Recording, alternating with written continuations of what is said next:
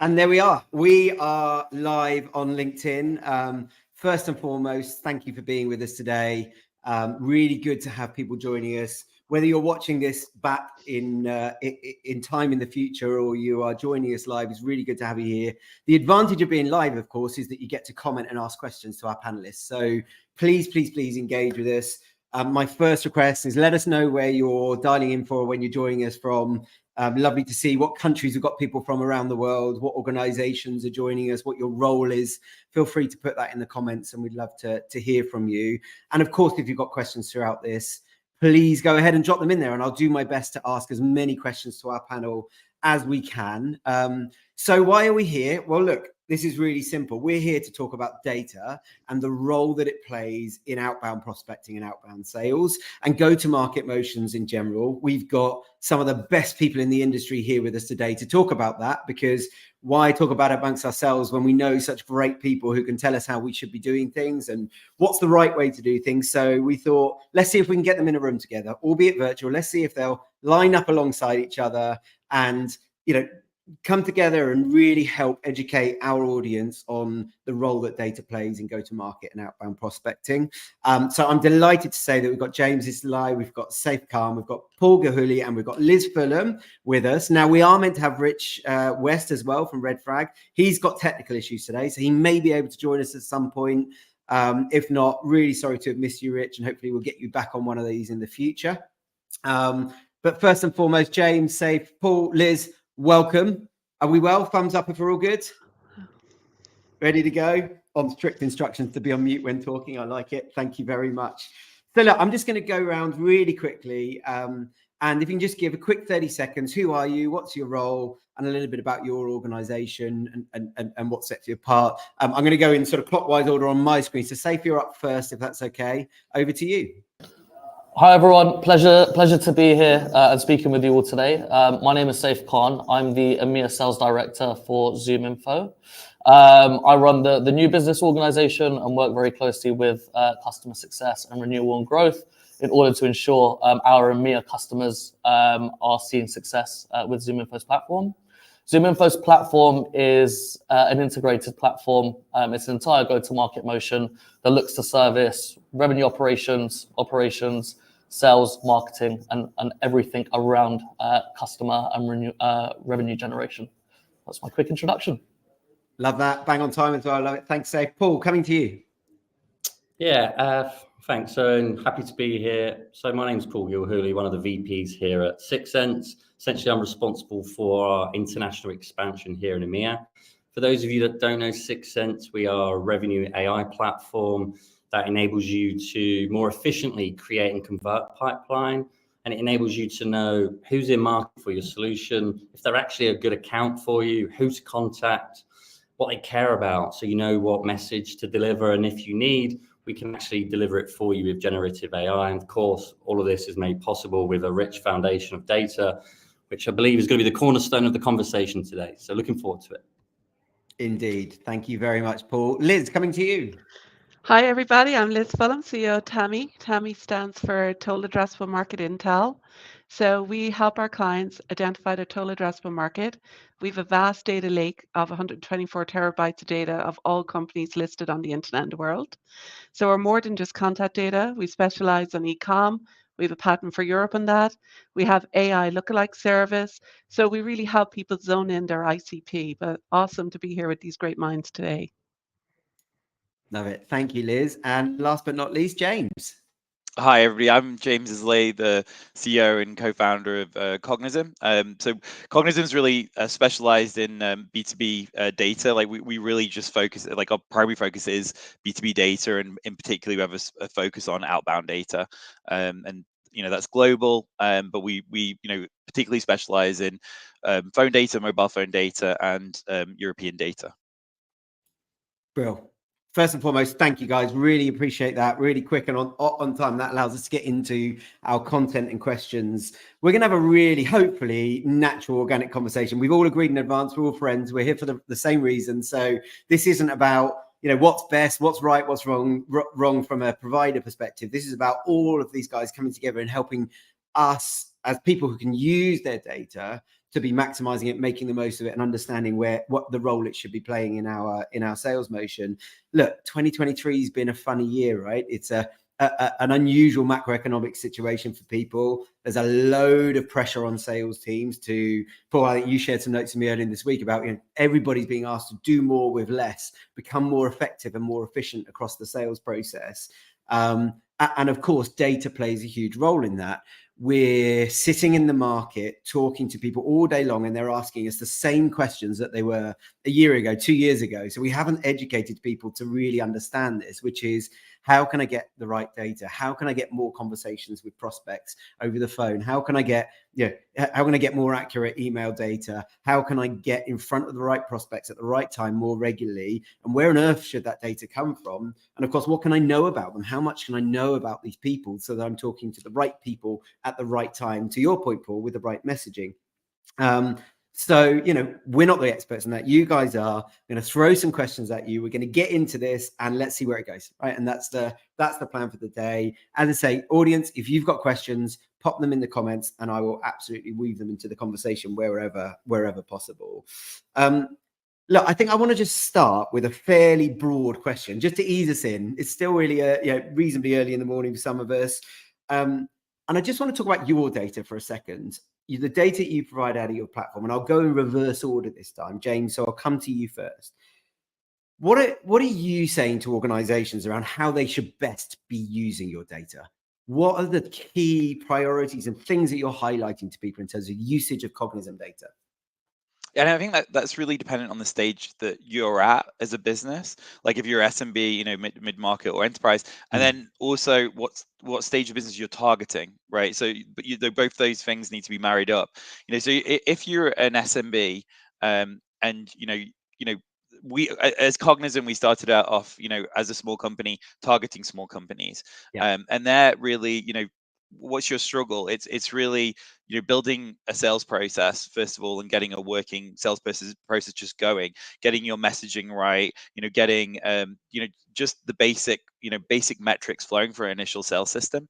So your focus is really to pick a data provider and then just get going really, and just getting a working system. If you're an SMB and you're targeting mid-market and enterprise, you're creating like a really tougher job, because right now things are more difficult.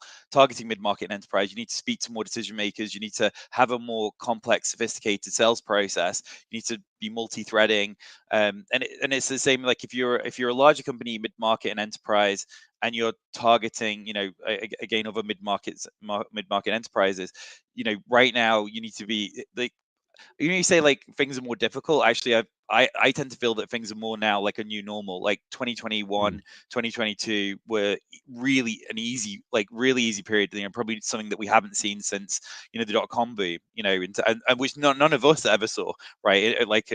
So this is the new normal. Sales is just a lot more difficult than it was in 21 and 22, and so organizations need to be more multi-threaded. They need to have more sophisticated sales processes, and they need to be smarter about how they use data and blend that into their processes. Love that. Thank you, James. Liz, I'll come to you. What about you? What are you talking to people about using your data and how to make the most of it? I always work with my clients. I'm always surprised how many don't know what their TAM is. So that means their SDRs are doing a spray and pray. They're ringing everybody, 100 phone calls a day, but it's not lifting the P&L. So I always worry for my clients. I go, you need to lift your P&L. So the best way to lift your revenue line is absolutely know who to target and know the clients that you want. So what I love is we're launching a service in Q1. We've already started working with some clients on this, which is give us your best looking customers and we'll give you, we'll look at the internet and find the 2,000 you're missing. Because the reality is only less than 5% come inbound. So if your sales team are focusing on really selling to their ideal customer profile, they'll absolutely lift their revenue. I did this in PayPal, doubled the revenue first year, tripled it the second year. It is all about your ICP. It's about your A's doing account-based selling versus transactional selling. It's about multi-channel approach. Don't just ring people. Like I have some of my sales guys are amazing, but I love the way they diversify. Don't just sell over the phone, but sell through social media selling, sell through email, sell through multiple channels. It's really wowing our clients, the fact that we can use AI to find their ICP based on the best customers they have in their P&L. And I just think that laser focus and that AI focus is where the world is going. AI will prompt you who to follow, who to attack, versus just ringing everybody. So I think that's a big difference, is AI is changing the world. Paul, good little shimmy into you there, because I know you've got that on your agenda today. Well, I agree with Liz. You know, you can't ignore AI, but I love a lot of what Liz said, right? For us, everything starts with ICP. Again, we do similar things with using AI to do a statistical look back of their last 2 years worth of data from their CRM to actually then have a data-driven approach to identify ICP. But to answer your question, I think it's such a broad one, right? But data and outbound, of course, go hand in hand. But for us, it's having a clear operating model that drives that strategy, right? This ties into some of the pitfalls that Liz was talking around guesswork, right? You as a revenue leader or a go-to-market function need to overcome the pitfalls of guesswork. That spray and pray and hope is a revenue killer. It's a productivity killer, right? So for us, everything isn't, it starts with ICP, but it's more than that in today's market, right? We know that depending what research you look into, it's between 5 to 10% of your TAM will ever be in market at any given moment. But do you have a process of capturing those accounts that are in market? Do you, you know, or are you just using brute force and hoping automation will solve this problem for you? You know, for us, a good operating model enables you to effectively prioritize. And that is enabling you to identify which accounts are in market for your solution, but are they a good account for you? Do they fundamentally match this ICP that you know yields better results? Of course, you've got to make that actionable, right? It's one thing identifying them. For us, it is, especially when we look at outbound and your reps, is a lot of the time removing the decision-making process and the manual research, enabling them to have clear ways to prioritize day in, day out, and understanding which accounts are going to yield the best results. You know, that is fundamental. And then there's, you know, so much more when we look at data in terms of understanding the account, what they're doing, how they're doing it. And then, of course, the contact data. So you've got a means to act on it. And that is, you know, so much more. But it all starts with understanding your ICP, being able to identify which accounts are in market, because in this economy, missing out on opportunities is the worst. So if you don't have a process for that, you're missing a trick. Thanks, Paul. Saif, straight over to you. Echo the sentiments of my peers on the call. I think the two biggest themes that we're talking about right now is alignment and resource allocation. And when we talk about alignment, we're not just talking about the strategic alignment, because that's really, really important, because then we understand how that cascades down into the day-to-day and how our data and our platform can support that, but also into departmental alignment. Are you actually speaking to ops? Are you actually speaking to marketing? We know in this environment, people are being asked to do a lot more with a lot less, without sounding too much like a cliche. But I think we've kind of stumbled upon it a little bit, right? Gone are the days where every department would have their own multi-thousand-pound budget that they could spend on whatever they wanted. CFOs want to know, how does this actually feed into the wider business objectives? Where can we save money? How are you talking to marketing? How are you talking to operations? How are we actually going to deliver ROI from this? And then it's then feeding into volume-based plays and strategic plays, to Paul's point earlier on, right? How do we ensure from a resource allocation standpoint, we're focusing on the accounts that actually provide us with the highest yield? How are we ensuring that marketing are not just focused on top of funnel? How are we best leveraging their resources in the middle of funnel? Everyone's now got a better understanding and have placed more importance on conversion rates. It's not just enough to look at the number of leads you're generating at the top of funnel anymore. And that goes from both the SME all the way up to the enterprise. So we're speaking a lot about hey, do you guys actually know what the strategic outcomes are? Do we actually have a blueprint of how to get there? Because our job is also to help people along in those conversations internally, because a lot of the people that we speak to are buying software like ours for the first time. And it's making sure that we understand how we can be good long-term partners as opposed to just being viewed as a point solution for a very small micro problem at that point of time. So really good point. Let me stick with you for a second, if that's okay. Sure. I think you touched on a really interesting point there, which is that a lot of organizations are engaging with one of you guys for the first time, sometimes multiple. And you know, the data is what the data is, right? It's how you use it and the role it plays and how you adopt it. So what do you guys do to make sure that you are helping people to adopt it and use it effectively? I think it's really important to understand what they've been doing up until this point. I think a lot of people will come into these conversations and say, hey, I need to triple my revenue next year. Let's rip and replace everything we've done up until this point. And that's not necessarily true. Are we supplementary? Are you going to market for the first time? Those are questions that we look to understand. So, you know, a lot of the smaller organizations that we work with have a really strong channel and partnership motion. How can we actually support that? Or a lot of companies that we speak to have a really strong marketing channel. They don't feel that outbound cold calling is right for them. So it's really assimilating into what has worked up until this point, understanding what that gap is next year in terms of where the volume or the quality needs to be improved, and then leveraging our solutions to go and find the right thing for them. So for example, a couple of the clients that we work with have a really strong marketing channel, but their CAC's really high. So they can leverage ZoomInfo to say, hey, intent data is really great, but 72% of the people that come onto my website, I don't know who they are. That's my lowest hanging fruit. Maybe outbound cold calling isn't the right solution for us right now, but that's our lowest hanging fruit. And then we would deliver something like websites. So you can flag who those are and then hand them over to SDRs and marketing. Or it could be completely on the flip side.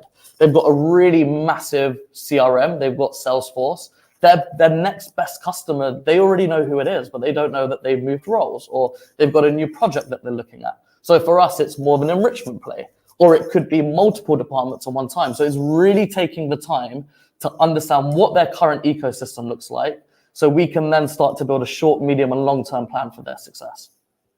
Paul, I'm going to come to you, right? Because this is already getting onto the table, which is this thing around intent, right? Intent data and the difference between where we might have been however many years ago, which is we buy a list of 1,000 companies based on a set profile, and we start at A and we go to Z, and we go back to A and we go to Z, right? That was years ago, and that's that sort of spray and pray that you're talking about there, Liz. We've started to talk about talking to the right people at the right time, intent data, all this sort of stuff, understanding that they're in market.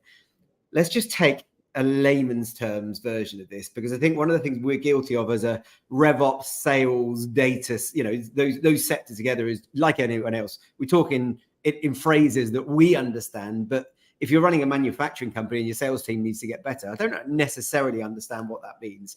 So treat me like I'm an alien. I've landed on this earth and you're trying to tell me what intent data is. You know, if you could do us that honor, Paul, that would be a really great start point. Yeah, of course.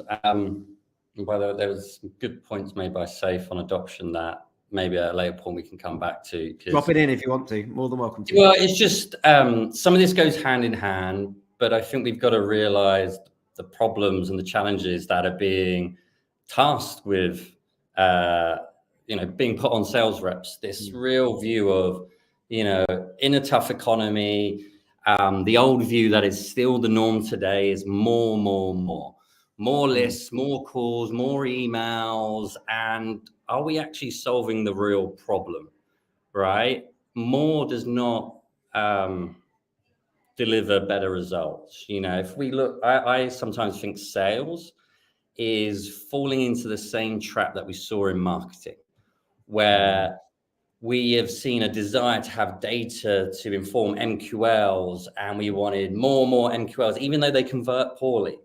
But rather than, trying to address the conversion problem around quality, we went down automation and scaled. We have the same problem in sales. More data. A lot of time, poor conversions. Hey, let's bring in sales engagement to drive automation, but we're not solving the conversion problem. By the way, this also then starts to talk to your question about intent. Because what is this new way? How do you improve? It is understanding the dynamic of how people buy today, right? And if you think about it, is, you know, blue sky thinking. Do we want to contact people who we could sell to, or do we want to contact people who want to buy? If you flip the conversation that way and say, hey, is this even possible? Then I think we all know what the answer would be. Now, your question is, well, how do you make that possible? And we now know that buyers, you know, if you lead that they're more informed and there's more of them, right? Gartner now reports that it's up to, depending on deal size, up to 24 people in a technology purchase, right? But we know they are less willing to engage. Saif mentioned this, you know, a lot of data actually suggests most people coming to a website, only 3% fill out a form. That hasn't changed in over 10 years. So people want to remain anonymous. But despite this anonymous research, there are ways in which you can start to identify the breadcrumbs of that research, right? This has been the evolution of intent data, and there's signal, you know, around this research happening. But as others have pointed to, you've got to take an account-based approach. And really what you want to do is, rather than just looking at one subset of intent data, you want to aggregate that data. So if you know all of this sort of online research is accessible, then what does that mean? So we look at first-party data, aggregating all your CRM data, marketing automation, and those web form fields. We can then also understand the anonymous research that is happening on your website. Again, there's technology to enable you to identify those accounts. And then we're looking at third-party research happening across the B2B web. Again, for us, more is better, right? Because what we're doing is we've got our own proprietary intent data network, and then we can bring in things like Bombora, G2, Trust Radius, Gartner, Capterra, PeerSpot, and so much more. And what we're doing is giving customers the most holistic view of their TAM, but not a static list, a dynamic one, and understanding their behaviors. And that is that intent, and that is understanding buyer readiness. And that is really understanding what is the revenue opportunity that you have at any given moment, and how do you efficiently go get it. And that's really where intelligence needs to come in, and the use of AI to get the timing right and provide a workflow for you to prioritize. You know, for our customers, we can confidently tell people, hey, which accounts are most likely to open a sales qualified opportunity in 90 days. Okay. Love that. Love that. Liz, James, I'm coming to you. So bear with me for a second as I get around and make sure I get everybody some talk time. Liz, coming to you then. You talked about AI earlier, didn't you? And you sort of brought that into the conversation. Just give me a summary around, you know, how are you using AI? How are you adopting that? What kind of role is it playing in data and outbound today? You're on mute though. Someone had to do it sooner or later. I'm guilty. I think you have to look at AI in a multifaceted approach, because first of all our businesses are at different stages. So you have budget constraints happening in businesses today where people are being told, cut budgets, cut users, use the data you have in your CRM, you know, stop buying more data. So the big problem there is the level of data in CRMs decays over time. And using AI, we're able to match the data in the CRM and bring it up to date with what's happening on the internet. And I think that's very powerful for people to be able to cut through the mess of a CRM where there's massive duplication going on, and actually tell them, you know what, these are your hot prospects. Based on what we're seeing intent on the internet, our AI is actually picking these prospects out for you and saying, these are the ones you should be selling to. And I think that's powerful, because it isn't all about buying new data. It is about harvesting what you already have, enriching what you already have, and using the AI to prompt you to start doing the outreach. The second is using AI to actually identify your total addressable market versus just the 5% that comes inbound. That's really powerful, because what we found today with some clients, we're very much a specialist in certain areas like finance and transport and logistics and other areas. But if you take financial services, it has a whole ecosystem. So we're using the AI to find all the companies that have been licensed by the Financial Conduct Authority, who are approved for our clients to work with, so to stop money laundering. So AI is coming in and putting its deep lens on the internet to pull out those golden nuggets of companies that would be fully compliant for our customers to work with. So I love that piece of it. So I also love the AI alerts that come through our system, because we all know there's a big turnover in employees in the market. So with AI, you could have somebody change their job title at 8 o'clock in the morning, and AI is picking it up at 8 on LinkedIn. So it's the speed of which that's working. It's the AI is constantly working in the background to say that person's changed jobs or he's a new decision maker.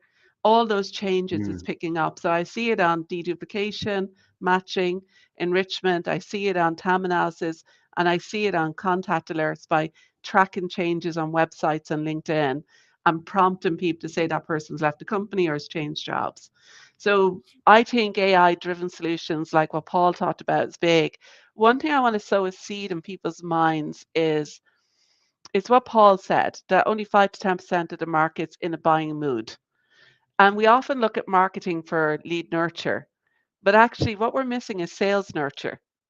And that's what I've said to a lot of clients is you need to be focused on sales nurture, which is very different because you've already established a relationship. You can't just pull out of the relationship and then go back into like marketing emails going out. So one of the things we've seen clients do is really work with companies like Sixth Sense and others to do sales nurture. So when they're in the buying mood, they step back into your brand and say, I want to buy from you. And that's just something that for people to think about. How do I do sales nurture? Because it's not the same as marketing nurture. They're kind of Love that. different. Fantastic point. Absolutely love that, Liz. There's something you said in there, and I'm going to come to James on this one around, somebody changing role at 8 a.m. and it being updated at, 10 past 8 is a really good example of the AI piece. And guys, as I come to you, if you want to drop back into other topics, feel free to do it. Wherever it goes with this. James, I just want to touch on that because you would have heard this 1,000 times where a user of data says, it's not 100% accurate. I want, data's got to be accurate. It's in Liz's example, 10 minutes inaccurate, but other than that, it's accurate, right? But we all know that if AI is delivering us data, if we're using tools to get data from websites, from content, it's only as good as the content at that point in time. And so there has to be a tolerance, and I talk to our clients about this all the time, for a level of inaccuracy around data, right? You cannot get perfect data. Intent data may tell us that somebody's performing the behaviors that suggest they're in market, but that doesn't mean they are. This suggests that they are, and with a level of accuracy, we can assume a percentage of those will behave in a certain way. And that's better than nothing, but it doesn't mean 100% of them are going to buy in the next 90 days, right? They're just not. That's just the reality of life. What do you talk about? What does your team talk to your clients about when it comes to accuracy of data? What sort of expectations are you setting with clients, and how do you overcome that ridiculous expectation that we all get with clients across the world around, shouldn't data just be accurate and right? Sure. There's one topic I want to jump back on in a second, but let me talk about the accuracy first. I mean, intent data is typically at the company level. So, there's that of like, you don't really know the exact individual that was, researching a particular topic or visited your website. So there's the inaccuracy of like just the broadness of the signals sometimes that we get. So that's one issue on that. And then, all of us, I like to look at data providers, we're all like different newspapers, right? We all have different ways to collect data. We all have different proprietary signals that we overlay on that. So like there's always differences in our data and differences in accuracy in our data just because of we all like make different, like a different soup in a way in terms of the way that we bring the data together. So like some of the most sophisticated organizations that we serve usually actually buy several data providers and then waterfall them together to get the most accurate picture of like what's really happening in the world right now. And if you even look at LinkedIn, like and a lot of people, when they move jobs or roles, they won't update their LinkedIn until they've actually feel that they're going to keep that job, or maybe they jump in a job and then it doesn't go so well and they just delete the entire history off. So nothing really has like a truly accurate picture of like where everybody's working right now, or exactly, and that should be understood, and and that needs to be built into your sales process in terms of like understanding that it's not going to be completely, everything's not going to be completely accurate, but our job as data providers is to provide you the best picture we can provide in that accuracy, and then to make that data compliant as we give it to you so you can legally use it, right? Like that's our role as data providers. Jumping back on another topic, because I that that more is that question about more not being good. Like the one caveat to that, which I think is really important, which I talk about a lot this year and have gone over again and again, is just that once you have that opportunity and you actually have sourced a good opportunity, one of the key stats which I originally got from Gong, from their stats and from all the work that they've done in terms of understanding, all the opportunities that they've looked at. But then also, we've seen in our own data is the more decision makers you engage in an opportunity, the win rate just explodes, right? It goes from, if you're looking at one decision maker in the, especially mid-market enterprise deals, you've got like a chance of a 5% win rate. And if as you scale that up, it can move up to like a 30% win rate. It's really, really important that you don't burn the opportunities you do get. They're so hard to come by right now. They're like golden nuggets. As soon as you have that opportunity, you want to ensure that you've got all of the decision makers, all of the influencers engaged in, like pulled in to that opportunity, that you're doing the hard work. In that case, once you've got the opportunity, more is better, and that you're bringing them into the conversations.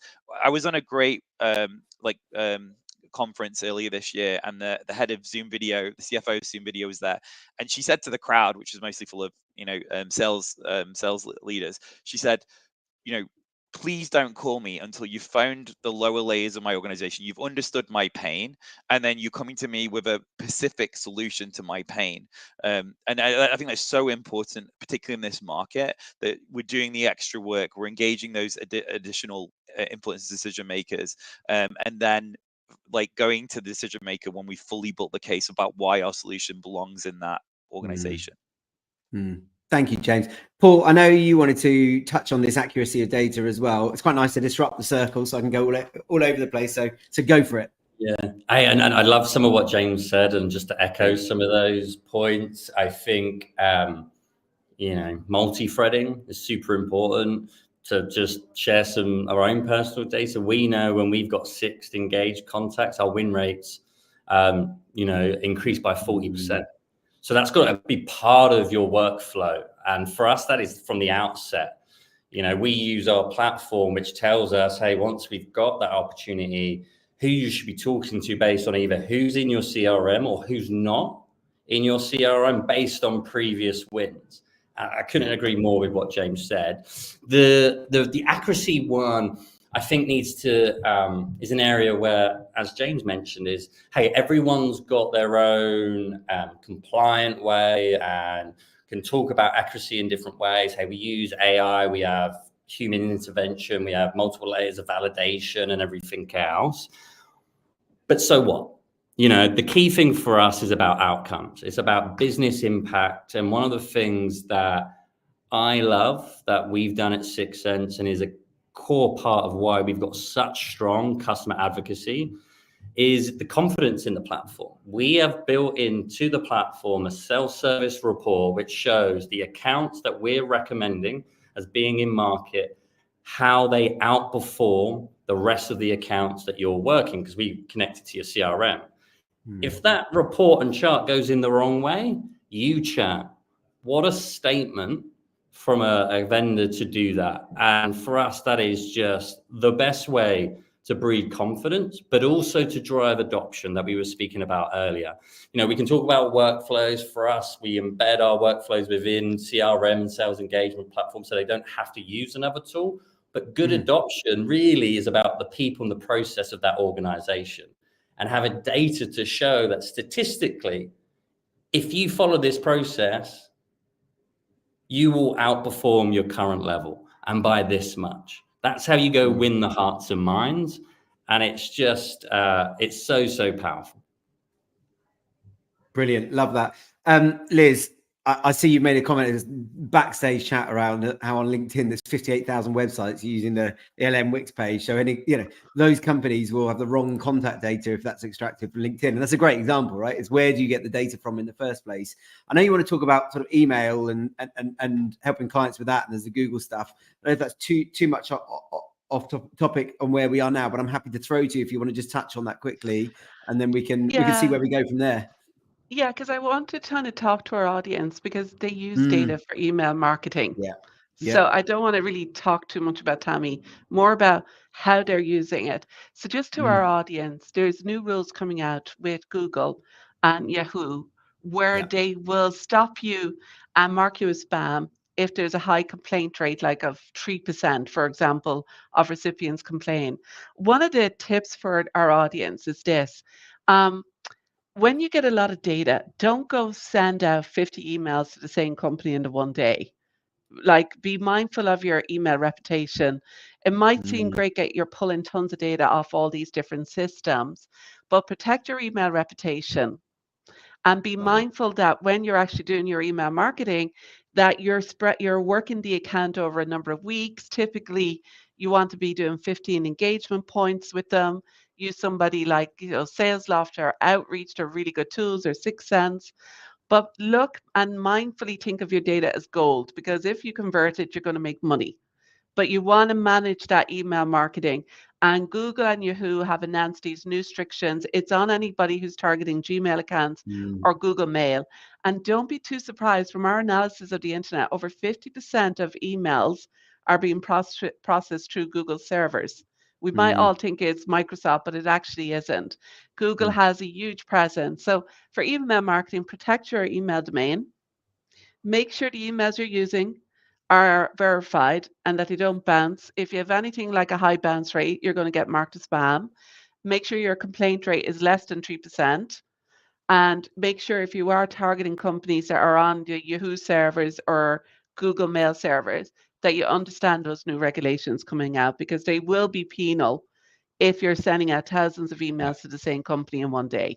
I think the rule Thanks. they have is about 5,000 emails. So just a tip for our Mm. audience. That's all. And look, I've heard a lot of talk over the last couple of weeks, and James has just posted something which I read last night as well, which is that they actually, I think, reversed their mind on that decision yesterday and published something. But I think the sentiment is still a really good one, which is that we need to be more quality focused, and it feeds back into that spray and play. And whether it's through Yahoo and Google or whether it's another way, your email reputation absolutely affects deliverability and performance across the email channel. And I think it's a really key point that we don't just think about phone and social, but we're also thinking about the performance of email. So yeah, really good point, Liz. Thank you.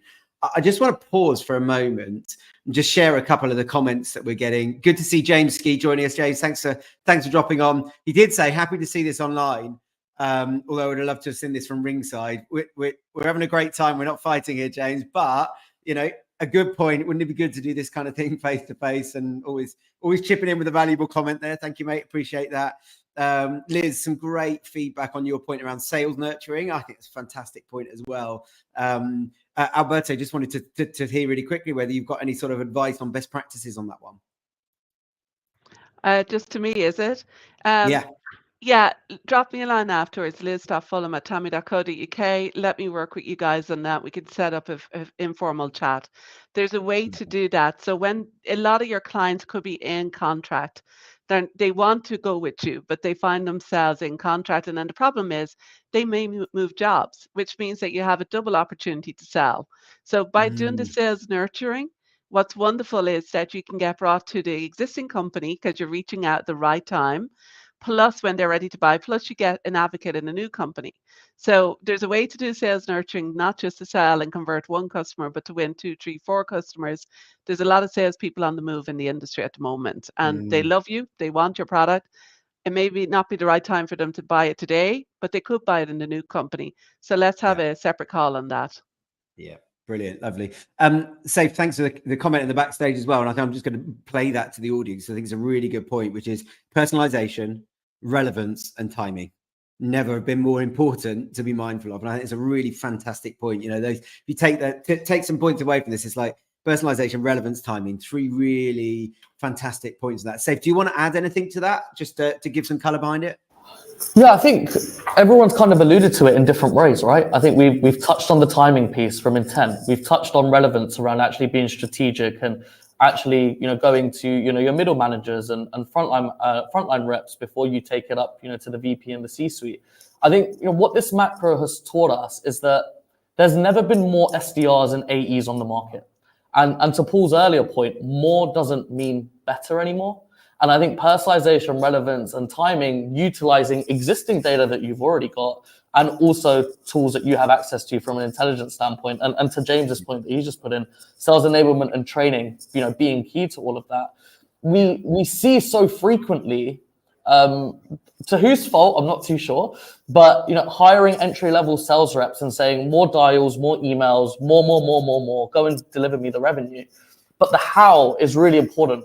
And that's our responsibility as not only leaders, but also vendors to pass on that best practice. We've got 38,000 customers. We have really good insight into what other people are doing, how it's working, how it's not working. And we have a responsibility to guide our customers in that process as well as kind of is referred to earlier.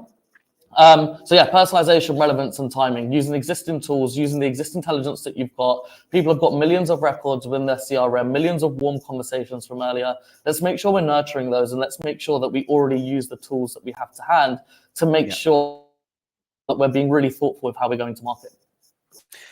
Okay, I'm going to throw a question from the audience. Bit biased because he's a colleague of mine, but I actually think it's a really good question. So I'm picking it for that reason.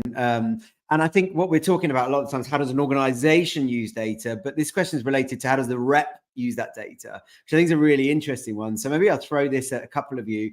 If you were an SDR, how would you, on a personal level, be using your data to be the top SDR in your organization? Anyone want to go first? Anyone keen to answer that one? Go on, Paul. I will.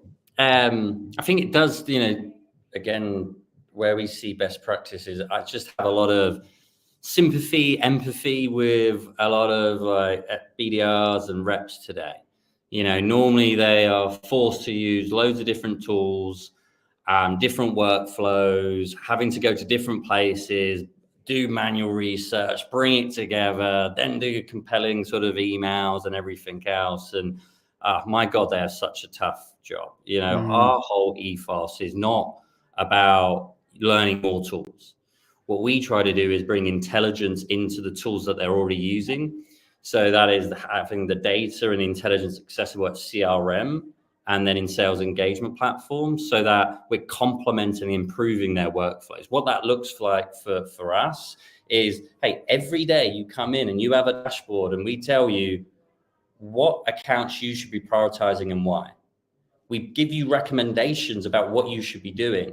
This links to that, who you should be contacting based on either who's in your CRM, who you've already engaged, or who you should be engaging and who you could engage, right? But importantly, what do they care about? We'll start to give you, we can incorporate like cards, like play cards in terms of this is this persona, they care about these topics, this is what you should be talking about, right? So straight away, a lot of the hard work is being taken care of for you because you understand it and then you can act on it. And I think to some of the points made is it's not about more or spam and reaching as many people as possible. Yes, you want scale and efficiency, but I can't echo enough that it's the timing and the relevance. So having that accessible where you can quickly identify the account, understand why you should be prioritizing, what they care about, using that then in your messaging, having your cadences and templates already set up enables you to go execute really effectively. So for us, it is this embedded workflow so that they don't have to go anywhere else. If you are going to multiple places, then, I would say you're missing a trick and there is productivity challenges that you're facing, but everyone is, I think it's Sales Survey. They have the classic sort of research that only 32% of a seller's time is spent selling, right? If you flip that, that's 150 business days lost. That is the size of the problem, so how can you overcome that? Love that. Look, all three of you that haven't gone on this one want to go on this one. James, you're next. I'm going to come to you. I bet you'd make you a good SDR. I know you're more of a tech guy. You started that way, but I bet you'd love it, really. I think both me and Liz were probably, once you started, and I know both Saif as well, and we're definitely SDRs, right? But once you start your own business, you are an SDR, right? Like you're grinding at the beginning and building your initial pipeline. For me, the interesting thing that comes up here is like how have I been outreached to? I think about my own experience, but for the most part, like a lot of the outreach I get personally, it feels a lot like 2016 when I started my business. Like for the most part, a lot of the is very generic. It's, you know, the same kind of boring templated emails. It's really rare at the moment for me to get really, you know, like the bespoke tailored approach where somebody's actually gone through, understood the pain of the organization, specifically seen how their you know, their solution fits in, and then outreach to me with a very specific, you know, tailored approach of how their solution will actually work for Cognism.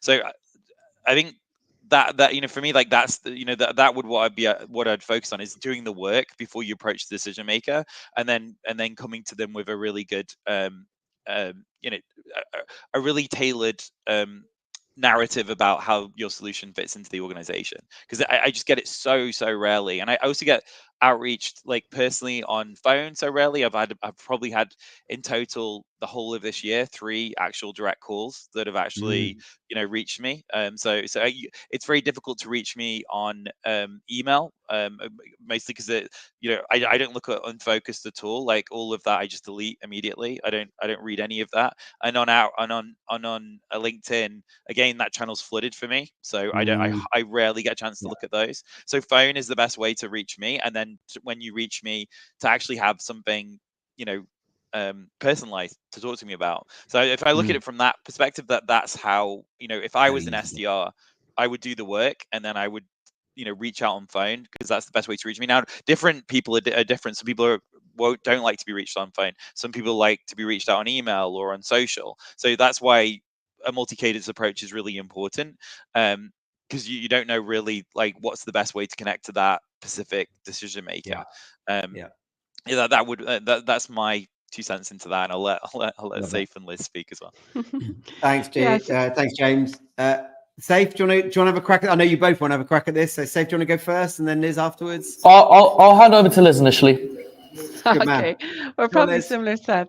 I think the critical piece for an SDR is they want a job where they're going to be closing sales. That's the end game for them. So one of the things that SDRs can do with data is make sure they're profiling the right companies to call using the data. So in other words, an SDR trying to ring one of the Fortune 500 companies may not be the best use of their time, because the chances of them getting through to a Fortune 500 is very limited. And they could spend weeks trying to do this, and then the AE won't be happy because he's not getting enough demos booked. So what we need the SDR to do with the data is make sure they're working on accounts that align to who the AE is going to sell to, rather than throwing over the fence any old account because they got a demo booked. The second thing the top SDR can do is know the sales hooks that they're going to have on the call. That's really important.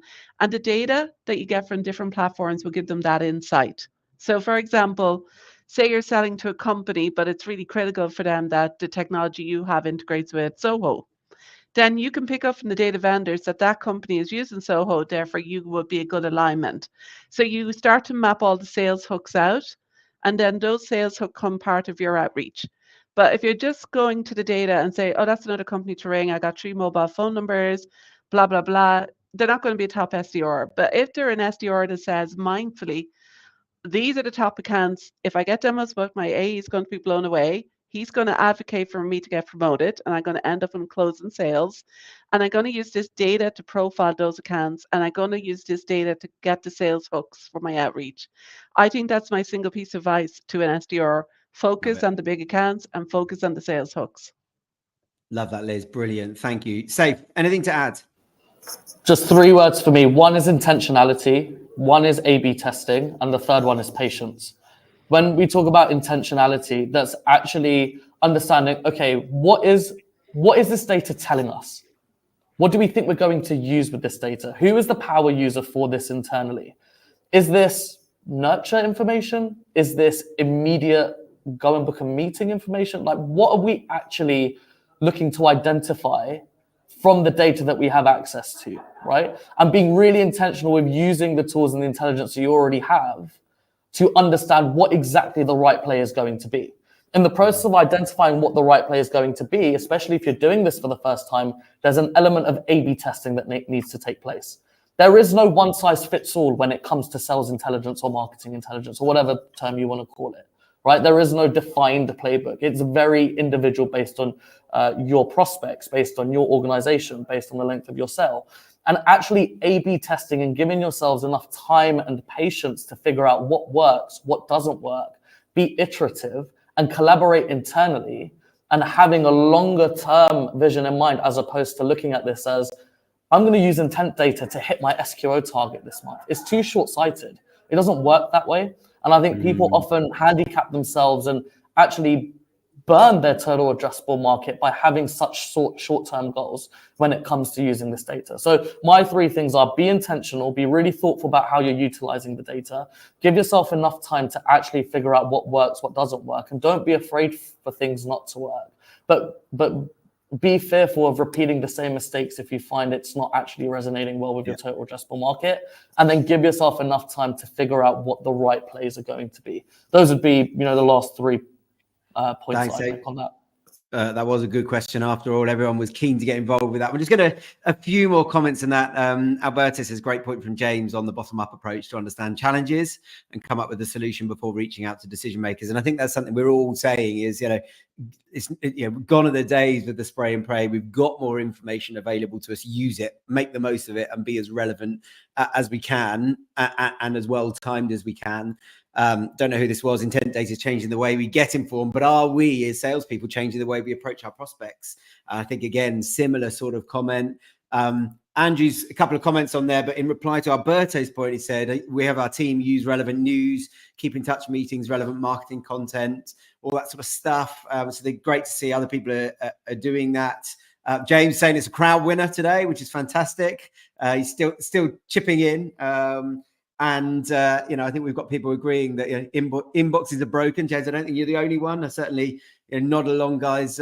My take is, if somebody sends me a LinkedIn message inbox nowadays, you're pretty lucky if I get to see it, even if it's a genuine, very good conversation from a client or somebody I know well, because it's flooded, where 95% plus of the stuff in there is what I would consider to be junk, and usually, even if they're good, they're not getting read. So I think we're all on the same page with this sort of stuff.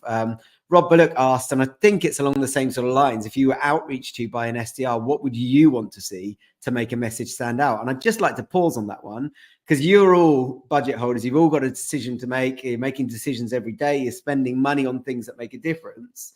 What are the things that would stand out for you? Paul, shall I come to you? You got time to have thought that one through? Sure. I mean, I think, to be honest, some of the points have already been made around this, right? We've spoken about the importance of timing and relevance, right? It is critical. I go back to that point. Are you just trying to contact people that you want to sell to, or people that actually want to buy? Because if we know people that have already identified a problem, we can identify that. If an account's got a problem and that problem aligns to a persona, you then can start to really put the odds more in your favor, and you need to, be relevant to what they're researching, what they care, because ultimately that should be reflective of their current priorities. So if you can incorporate that in your message and do some of the things that people have said about putting the effort in, around crafting that narrative, and it could be even informed through other conversations. I think James was alluding to like a more informed perspective or a hypothesis, right? At different stages that can sort of take different shape, right? But it's all about being relevant. The key thing for us, though, is the timing piece, because, again, different research out there, but typically, if you get the timing right, I think, some of our research suggests that 84% of vendors that nailed the timing, the first ones to really engage, win the deal. Win the deal, right? So how do you, a lot of times I think we're not asking the right questions. It's really a lot about, what do we understand about this account? Are they in market right now? What do they care about? And if we can nail that timing and relevance point, that's how we improve, conversions. That's how we drive efficiency and deliver better growth for our businesses. But also, we deliver a better prospect buying experience, and that is fundamental. Agree. Liz, I'm going to come to you. I'm just going to shift the topic a minute, and I'll let you go first on this one. So, won't have prepped you. Apologies, but I know you're quick on your feet. Can your data and anybody's data can it play a role further down the sales process as well? Because it's one thing to be in front of the right people at the right time, but is there insight that we can gain as we go through that sales process to gain revenue efficiency, learn more about those prospects, and become more effective later in the sales process? Yeah, there's a few things that the data can help our, people out there. First of all, the biggest pain point for salespeople is they've worked a deal and then they find themselves that the guy's left the company or he's moved position. What an awful pain point for salespeople who've invested days, if not weeks, working that account. It's a nightmare. I think what's very, very good is that when you can pop in who the replacement person is really fast to them and say, here's the person you should be talking to now. I think that, that insertion of these are the people you need to talk to. I think the other one is working the whole account. And I know people here do a really good job in that, is don't just work one person in the account, work all the people in that particular account, work your way up. And don't underestimate the influencers like the SDR manager or someone like that. Further down the sales funnel, it gets very interesting, which is identifying, for example, when it goes into underwriting or into legal. For example, with TAMI, we're filling out all that information that you need to go to underwriting. So is the company you're selling to authorized by the Financial Conduct Authority? Are they on a platform that you can sell to and easily integrate with? All this kind of key pieces of information that could also fill the underwriting process or autofill the compliance process. So the data doesn't have to just be the data for the outreach. The data can be the data that fulfills all the steps of the process all the way through to the contract being signed. And I think that's super powerful. So that just saves hours and hours and hours of people trying to search on Google, trying to find this information, as well as giving all the wrong information for contracts. Many times the poor salespeople sent over the contract for signature only to get it bounced back because the legal name is wrong. So that's definitely where you have a salesperson putting a trading name in, but the contract should be with a legal entity. This is where data can really step in and bring the accuracy level up that you need to get. So that would be my suggestion. But I'm sure Seth and Paul and James probably have other great ideas on how it could work. Well, Saif chipped in and says he wants to have a go at this one. So in you come. Yeah, thanks, Owen. To echo, Liz's points. Yeah, all the way through to the end of the funnel. And to answer your question, yes, we actually really implore that AEs and AE management get involved in our sales cycles. And the reason being is because there is so much power in knowing when there are new buying signals when you're already in the conversation, right? Or have we got new decision makers that are actually actively researching competitors or different tools? Or, are they actually surging on a new topic? Does that show us that perhaps they've got competing priorities? Have we done a good enough job in discovery to understand whether there's going to be? Are they actually looking at our website? Are there actually champions in the organization that have moved on to other organizations that are either creating a new opportunity, or have they just hired someone new at the VP or C-suite level that might be a detractor for the sale to happen right now? There's so much intelligence in that mid to end funnel where we've often been bucketed as top of funnel. And I think it actually does all of our respective services a disservice because we actually haven't seen that as the most frequent use case of it. And I actually want to extend it a little bit further. What we're actually seeing right now is CROs, CFOs, and CEOs are asking us about net retention. Net retention is super important right now. How can we actually utilize the data to save our existing accounts? How do we use it to minimize contraction, minimize churn coming in at the 59th minute of the 11th hour? And I think you can actually use this intelligence in the same way. Do you have an account that's gone quiet? What are they searching? What are they surging on? Are they coming onto your website looking up pricing after they've just had a conversation with your sales rep? Perhaps they're not particularly happy. And I think there's so much value in understanding, no matter where they are, existing customer, new customer, potential customer, that we're not looking at. And when I talk about collaboration and interdepartmental collaboration right at the top of this call kicking off, that's exactly what I mean. Let's not just look at this as MQL generation.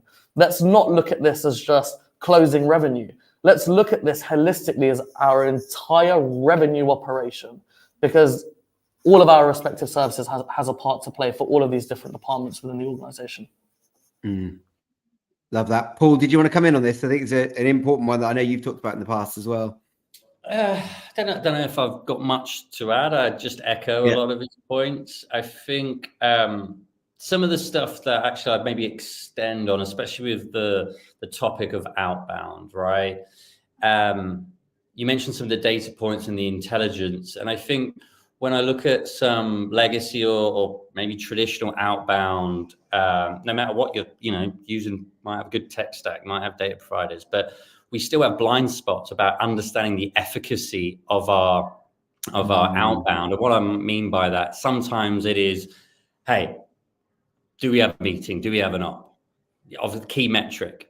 But sometimes I think Saif mentioned was you didn't use the word persistence, but I think it meant the same, stay the course. But when we're working accounts and territories, sometimes we're going, hey, we've done a cadence, didn't work. Do we do another one, or do we recycle and come back to it? There's blind spots. And again, it comes back to this guesswork about a lot of it is only based on the account and contact data that you put into it. But then it's so much more, because sometimes people are not yet ready to speak with you, but yet your emails or contacts messages are having an impact.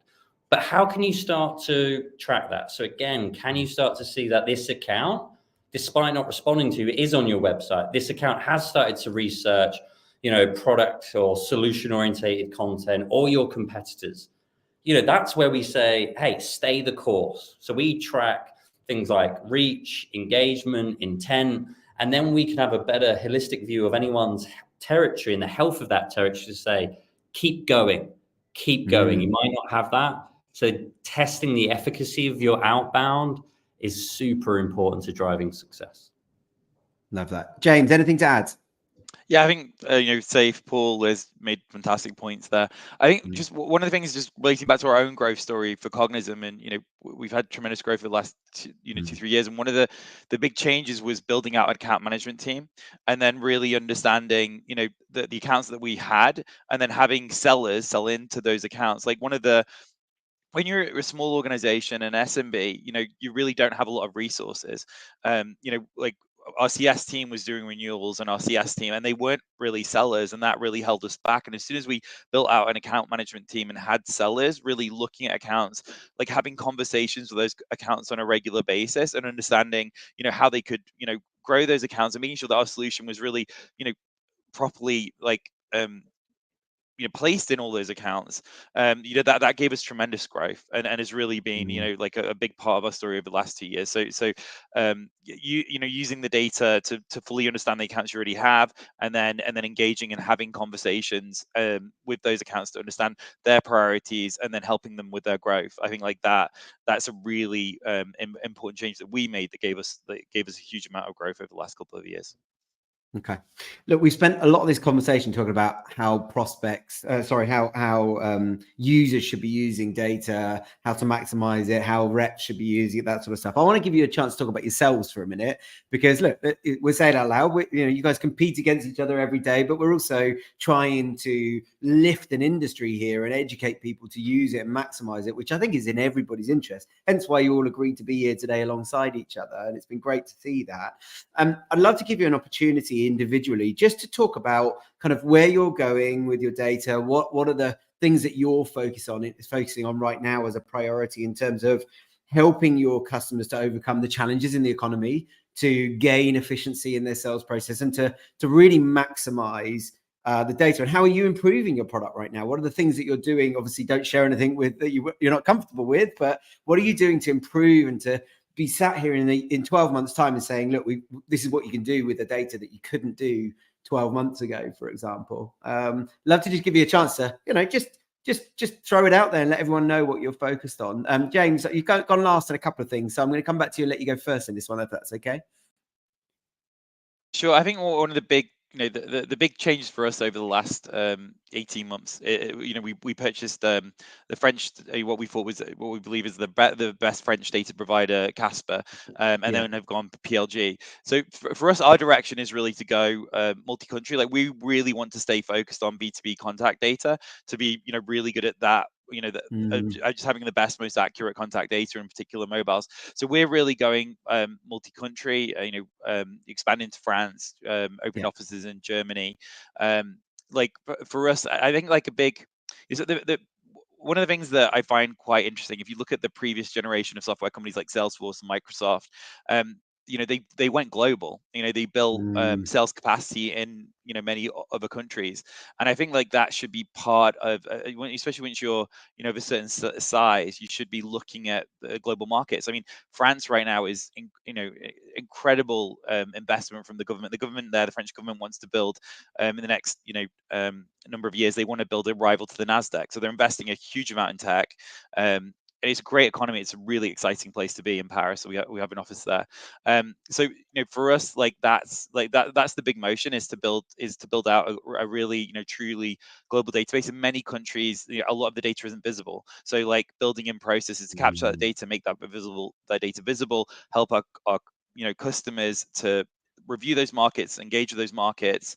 That's a big focus for us in the next and really the main push of our direction right now. James, on that, can I just stay with you for a second? Because I have a very tactical question, but it's on the point that you mentioned there around mobile numbers. And it was one of the things I actually meant to get to earlier. You clearly focused on that a lot, and it's become more of a focus. Back to your point around the new normal, it's a new normal rather than a change environment. Mobile numbers are becoming so much more valuable. And we saw somebody earlier in here say, bring it back up, inboxes are broken, phone is uncontested. Yeah, we've got to get hold of people in the first place to get a conversation with them, of course. So just share a little bit about that mobile piece, because I think that is a really important part for people who are doing more phone heavy outreach right now. Sure. So we've had a big focus on that. I think because of the people going more remote, they're harder to reach. Like the old office line doesn't work. I mean, in our office, we don't even have any office, office lines anymore. We built a process. We call it, our diamond process, where we're actually contacting those mobiles, checking that they actually belong to the decision maker, and then marking those in our data set. And we find that those have like a 3 times better connect rate than if you don't do that kind of cleansing process. So that's a big focus for us. For me, I can't be reached really hardly on any other channels apart from mobile. But then, as I said, I only get like 3 calls, 3 calls. I've only had like 3 real calls a year. I've heard from people running SDR teams in the US that SDRs are that they're really afraid to pick up the phone. And that's, I think, like, again, that's a sales enablement education thing. Like, we need to get, as we bring reps in, we need to get them used to using phone and to do multi-cadence, because that will provide like the best, the best and fastest way to increase ops. And with the multi-threading as well, once you've got that up, it's really important that you bring those decision makers, you connect to them, and you pull them into the opportunity. You get, you learn from them what their particular pain points are, and you bake that into the narrative that before you reach that decision maker.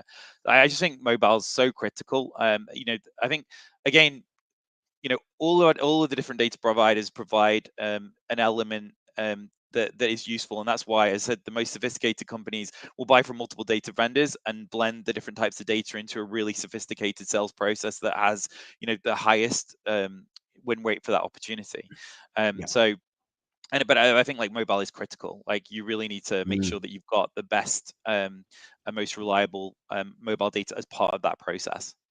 Agreed, 100%. Hence why I just wanted to focus in on that, because that's a real focus for us in terms of usage of data right now. Saif, I know you wanted to comment on the mobile piece, so why don't you do that and then just answer the question around ZoomInfo as well at the same time? Yeah, for sure. I think to echo in James's sentiments around the international expansion. In October last year, we announced our expanded global data coverage. In just the last 2 years, we've grown the number of global companies on our platform by more than 6x.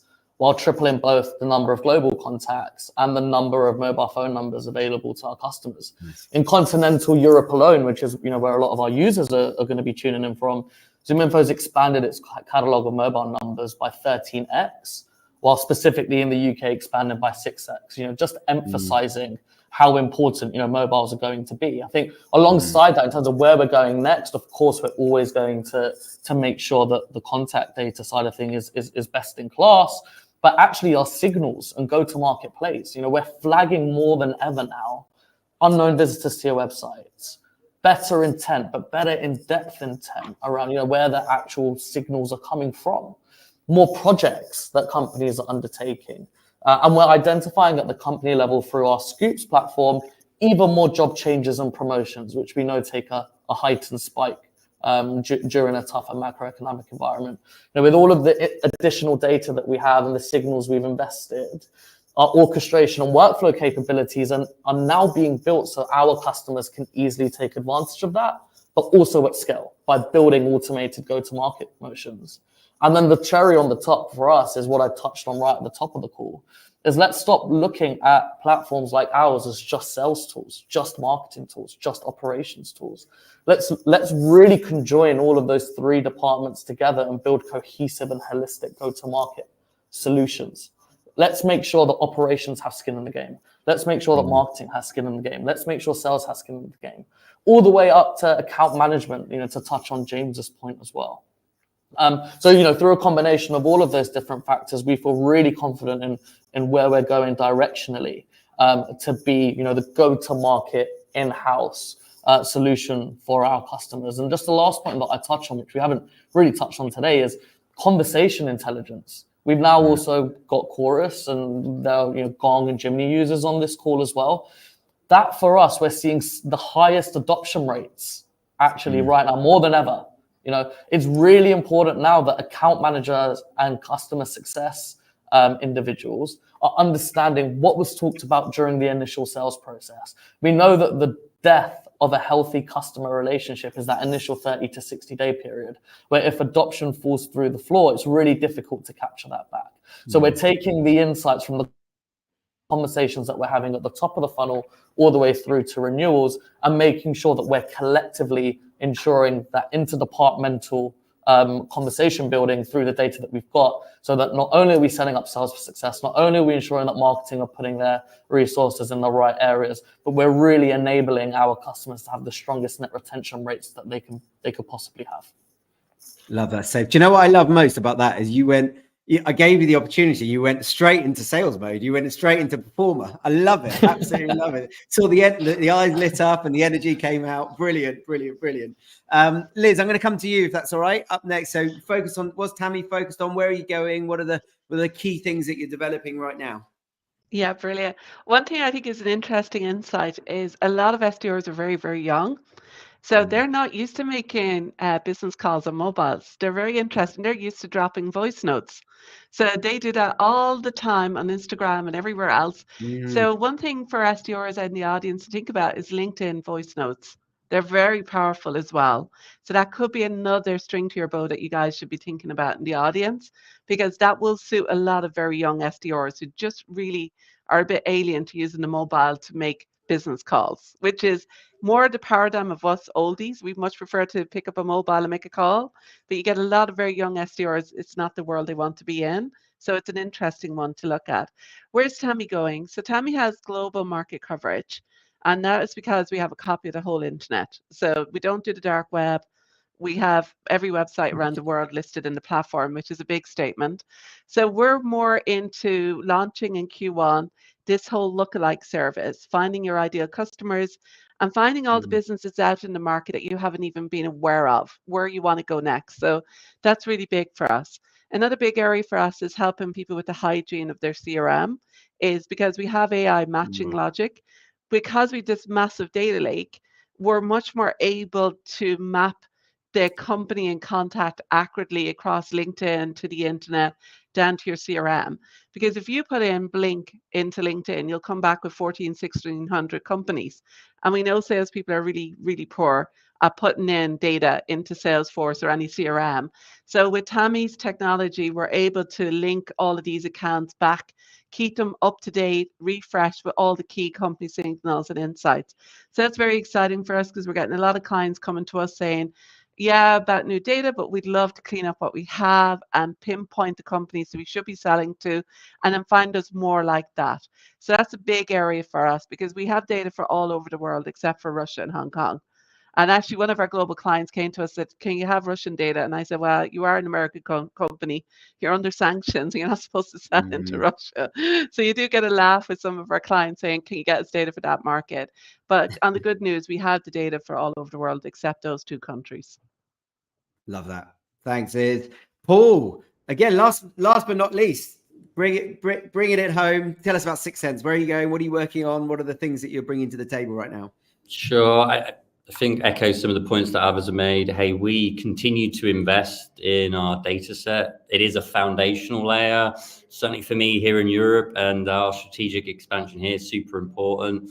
The last quarter alone, we've had 100 million profiles and contact data sets for here in EMEA, and we'll continue to do more. But for us, that is an always-on approach, right? That is just continuing to invest in core foundation product. But I think where your question is really is about what innovation are we bringing, how are we disrupting the norm today? And for us, again, that is what's our core, and that is AI and addressing this problem that is around MQLs or poor lead conversions, the productivity challenge that exists for people to convert revenue. So what I'm talking about is using generative AI to automate pipeline. So we have a product called Conversational Email, which is an AI assistant, which bridges the gap that is left between marketing automation and sales engagement platforms. They will automate a sequence, a cadence, a campaign, and look to elicit a response. And then once we have a response, human intervention needs to come in. But as we know, huge amounts of work needs to go in from there to actually get a meeting. Generative AI and our email AI assistant means that you do not have to bring in human intervention until a meeting is secured. So for us in marketing who do all this huge amounts of work of driving engagement, creating leads, but have SLA and troubles with sales to follow up and how they're doing it, are they doing the touch points they should be? Imagine you could just automate all of that and control those SLAs, speak to these audience at the time you want, in the tone you want, handle the back and forth, share content out of office. We can do all of that. We're doing it ourselves. Right now, 10% of our pipeline is automated. That means we can free up our highly valuable resource and point them at better high value tasks, right? And to give you a use case examples, we know with generative AI, the worry is, hey, but, what about my customers, or how are they going to talk? There's their parameters and controls, there's workflows, there's everything around that to control that. But what we did was actually point our AI assistants at our customers. So each of our customer success leaders had an AI assistant and then start to contact our customers about the product itself.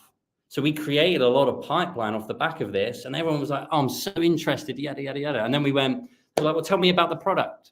And we went, you've already experienced it. You weren't talking to me. You were talking to the AI assistant. That, for me, that type of efficiency is where the market's going. How can you use AI to drive real efficiency and then improve the productivity of your people by pointing them at better tasks that's going to deliver more value? So automation of pipeline is where we're going, and generative AI, as I think we'll all agree, is just going to be huge. Thanks, Paul. Really useful. And I love the way you're all helping solve a similar problem, but from slightly different angles. And I think that just shows the power in this industry. Look, all 4 of you are a credit to the industry, and I'm really grateful for you for coming on today. My view is that we could probably continue to throw questions at you for another hour or two, and we still wouldn't be scratching the surface of how to make the most of this. And we're still only just talking about primarily prospecting and SDR. Where else can it play a role in business is a very valid point. And we've sort of touched on that little bits around CRM cleanliness and marketing and those sorts of things. So we've got hours and hours of content here if we were to keep going, but alas, we all have to go and do a job for the rest of the day, I'm sure. Look, can I say a heartfelt thank you to all 4 of you for joining us today. It's been a really interesting discussion. And look, when I came up with this idea, a number of people said to me, there's no way you'll get these guys in the same conversation. And I'm really grateful for you doing that, for doing that, because I think you'll no doubt agree there's a lot of insight and educational stuff that's come out of this conversation, and you've agreed with each other so much, which is just not what people would have expected. So it's been lovely to see. Thank you to our audience for bringing questions. We've had up to 100 people live at any one time on this conversation on LinkedIn and one channel alone. We've been out on YouTube. We've been out on Twitter as well. And of course, this will be recorded and shared on our YouTube channel and on our website as well. If you've got questions for our speakers, then I'm going to give them the chance now just to say how to get in touch with them. What's the best channel? It's clearly not LinkedIn emails for James. I know, but if you want to talk to Cognism, ZoomInfo, 6 Sense, TAMI, I'll give the guys the opportunity to do that in just a moment. But to wrap up, just to say thank you to all 4 of you ever so much. Paul, I'll do reverse order. If people want to get in touch with 6 Sense, what's the best way, or with you? Again, yeah, through the website, should you want to. Obviously, we've got the traditional contact us forms, but if you want to speak to me directly, actually do use LinkedIn. That is a good channel, or if you want to email me, you can at paul.gilhooly@sixsense.com. We'd love to hear from you. Love it. Thanks, Paul. I said I'd go reverse order. I forgot my order. I went, Liz, we'll go with you next. I'm the same as Paul. LinkedIn is perfect for me, or drop me an email, liz.fulham@tami.co.uk. We're here to help as many of you as we can. We are very B2B focused, not B2C. It's the only caveat I give, but it's amazing. Thank you, everybody here as well, to be on the panel. I've really enjoyed it. Over to James. There you go. Yeah, I do run zero inbox, so emailing me, james.isilay@cognism.com. If it's a good email, I will respond. but phone is best, like mobile is best, and like you connect and follow me on LinkedIn. You know, I'm going through a new content creation phase of my life. But I would thank you very much for like organizing this. It's been absolutely fantastic and really well organized and done. So yeah, just thank you. And also Thanks, Cognism, come to our website, you can fill in the form and connect with us there as well. Love it. Saif, over to you. Last but not least, yes, feel free to get in contact, LinkedIn, email, WhatsApp. I'm very Gen Z and active, so feel free to reach out to me with whichever channel suits you best.